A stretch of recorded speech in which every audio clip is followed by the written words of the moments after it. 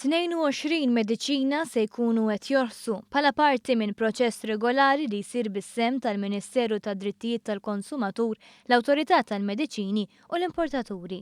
Ħabbret dan il-Ministru Helena Dalli fi żjara fi spiżerija fil-Qajjenza Birżebbuġa fejn tkellmet dwar diversi aspetti ta' dan is-settur. Ir-roħs imħabbar ivarja minn 1.5% sa 48.3% biex bekk hemm mediċini li roħsu bin-nofs. Iżda dan l-eżerċizzju mhuwiex l-uniku wieħed li qed jagħti għażli torħos lill-konsumatur, Dalli spjegat kif fis-suq qed ikun hemm iktar mediċini ġeneriċi li għalkemm ikollhom l-istess effett huma orħos mill-prodott oriġinali. Kien spjegat li 2 minn kull 7 mediċini li jinsabu fuq l-iskafef tal-ispiżeriji daħlu fis-suq Ewropew f'dawn l-aħħar sentejn biex b'kollox kienu introdotti iktar minn 1400 mediċina ġdida. Il-Professur Anthony Saracino Nglot sostna li l-Awtorità dwar il-mediċini Maltija kellha sehem fl-introduzzjoni ta' dawn il-mediċini ġodda.